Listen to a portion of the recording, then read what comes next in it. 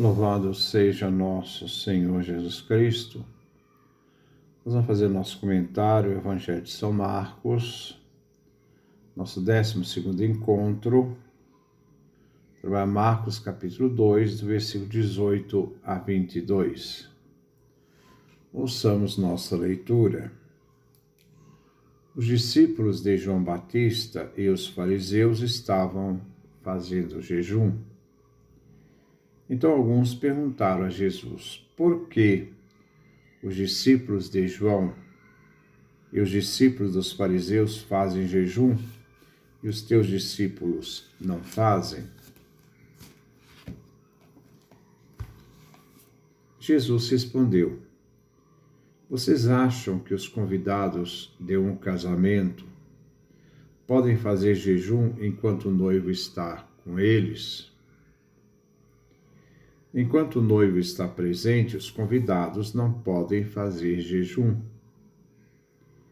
Mas vão chegar dias em que o noivo será tirado do meio deles. Nesse dia, eles vão jejuar. Ninguém põe um remédio de pano novo em roupa velha, porque o remendo novo repuxa o pano e o rasgo fica maior ainda. Ninguém coloca vinho novo em barris velhos, porque o vinho novo arrebenta os barris velhos e o vinho e os barris se perdem. Por isso, o vinho novo deve ser colocado em barris novos. Ouçamos o nosso comentário. Os discípulos de João Batista e os fariseus estavam fazendo jejuns. Então alguns perguntaram a Jesus: por que os discípulos de João e os discípulos dos fariseus fazem jejum e os teus discípulos não fazem? Após a cena do banquete, em que Jesus come com Levi, com os cobradores de impostos e pecadores, agora aparece a cena do jejum. O jejum era praticado por lei ou por devoção, como expressão de arrependimento, humildade ou luto, como no livro do profeta Zacarias, capítulo 7, do versículo 3 a 5. Os discípulos de João Batista se surpreendem diante do estilo de vida de Jesus, como também dos seus discípulos. A resposta de Jesus vai para outro plano. Ele é o Messias esposo. Seus discípulos desfrutam da sua presença. Os judeus jejuavam na segunda-feira e quartas-feiras. Os judeus jejuavam nas segundas-feiras e quintas-feiras, segunda e quinta. Segundo a Didaqué, a doutrina dos 12 apóstolos. Os discípulos de João Batista e os fariseus jejuavam. São virtuosos e são escrupulosos em suas asceses, capazes de vencer-se e dominar seu corpo com esforço. Aos olhos de Jesus, o jejum corre o risco de fazer com que a salvação se situe no nível humano, no esforço humano, como uma realidade feita pelos bons e perfeitos. Esse tipo de jejum silencia a graça de Deus. Os discípulos de João e os fariseus fizeram de Israel um povo penitencial, centrado no jejum. A fé era um exercício programado de autodomínio. Certamente Jesus havia jejuado. Era uma prática judaica. Mas Jesus superou o jejum, descobrindo e cultivando a presença de Deus no perdão e na vida partilhada, à mesa. Versículo 19. Jesus respondeu: Vocês acham que os convidados de um casamento podem fazer jejum enquanto o noivo está com eles? Enquanto o noivo está presente, os convidados não podem fazer jejum. Os convidados. Aqui, a expressão designa os amigos do noivo, que foram convidados para o casamento. Esses amigos do esposo eram aqueles que davam assistência ao noivo e providenciavam tudo no decorrer das bodas. Diferente dos fariseus e dos discípulos de João Batista, Jesus coloca o centro da vida, isto é, o dom de Deus. Esse dom de Deus que é seu amor de Pai. Interpretando dessa forma o reino de Deus como perdão e comida partilhada, que também faz parte da expressão do Pai Nosso. Dai-nos hoje o pão de cada dia, depois perdoai nossas ofensas. Para Jesus, o jejum é algo secundário. Quando se entende o judaísmo como lei, jejuns e purificações, essas ações se tornam parte primordial da conduta dos observantes. A mortificação constitui, em ambos os casos, um aspecto essencial do processo religioso. O ser humano se encontra imerso dentro de um mundo humano ameaçante e mau. E para evitar o contágio dos fortes desejos deste mundo, deve-se jejuar, confessando assim a força soberana de Deus que impõe sua lei para nos educar. Os amigos do noivo não jejuam. Jesus não quer iniciar os possuídos, os leprosos, os paralíticos e publicanos em técnicas de ascese, jejum, que os atariam ao velho mundo. Jesus oferece a festa de bodas, a nova família messiânica, que é um dom gratuito, é um campo de amor. A igreja não se funda com jejuns e ritos. A igreja brota como bodas, festa, onde Jesus é o noivo, amigo universal dos seres humanos. Assim, Jesus vincula bodas e comida, enquanto os noivos celebram o amor. Em festa, eles se reúnem em família, e seria indecoroso que se obrigasse os convidados ao jejum. A vida de Jesus é um culto de amor e gozo da mesa partilhada. Jesus é o noivo. Ele não é pregador penitencial, não é um profeta que impõe medo.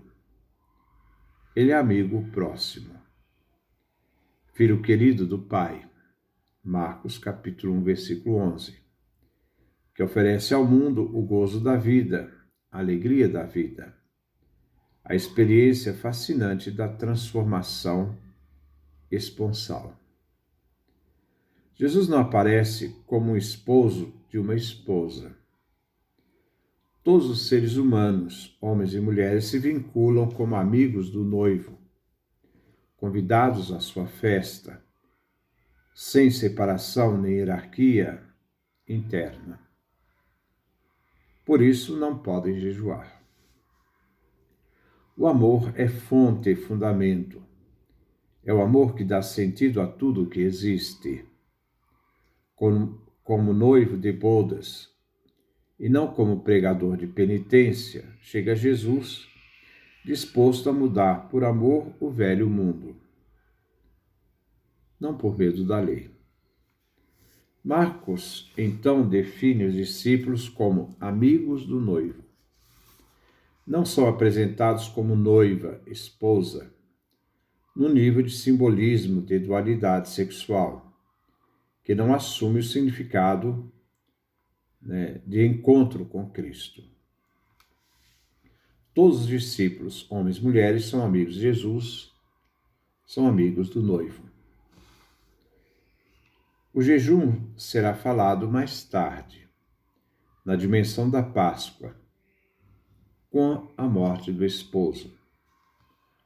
O novo tempo se dá com a presença ou ausência do esposo.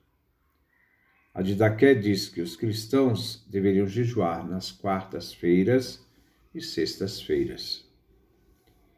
Assim, os seguidores de Jesus jejuam porque o noivo lhe foi tirado. E também jejuam pelos amigos de Jesus, quer dizer, por aqueles parentes, amigos e pobres que estão necessitados. Este é o jejum cristão. Jejum de solidariedade, que não consiste sem mais em comer carne, mas em privar alguma coisa pelos outros, a fim de que todos participem da mesa da festa de Jesus com pão e vinho, com liberdade e grande gozo. Versículo 20. Mas vão chegar dias em que o noivo será tirado do meio deles. Nesse dia, eles vão jejuar. Vemos aqui projetar uma sombra de sangue. O noivo possui inimigos, pessoas que querem levá-lo, arrebatar.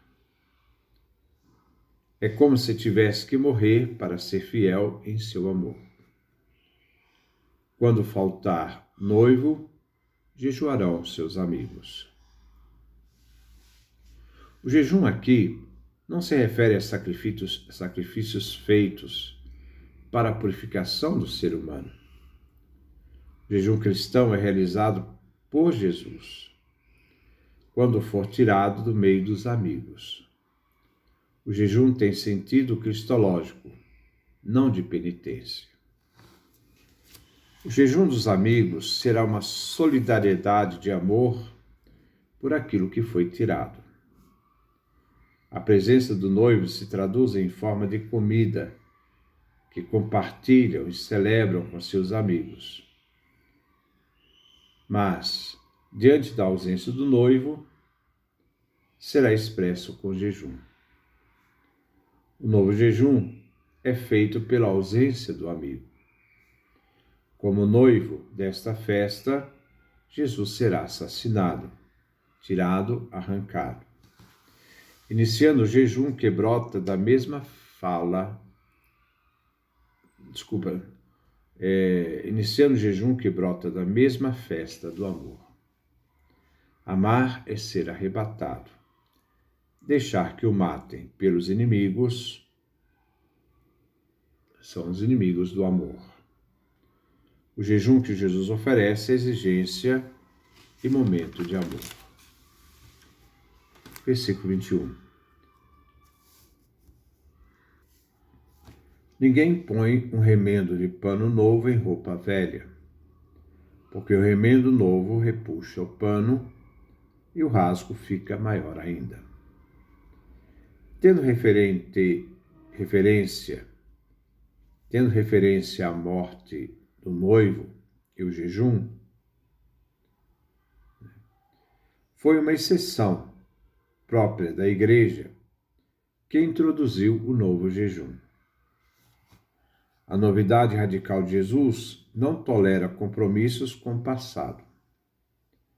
A nova aliança representa um salto qualitativo, efeito da ação de Deus que inaugura um futuro imprevisível. Pano novo se opõe à roupa velha. Para as núpcias se deve vestir. O antigo, pano velho, roupa, não serve para ser remendado no novo. O jejum penitencial, onde a salvação estava atrelada à submissão à lei e aos esforços pessoais. Ascese, de esforço pessoal. não pode ser acolhida remendando com o novo de Jesus. O jejum não é um ato penitencial centrado no esforço humano. O jejum é um ato que se faz tendo em vista o noivo arrancado, tirado.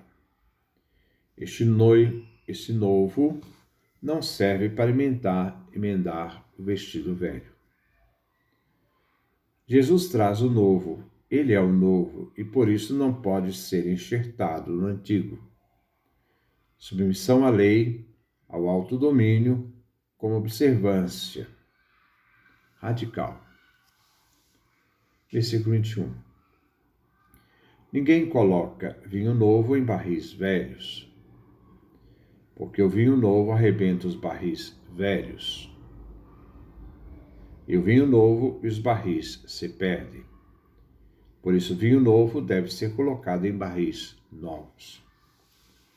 Chegou com Jesus, o anunciador da proximidade do reino de Deus para todos, isto é, os doentes, leprosos e paralíticos, a alegria das bodas.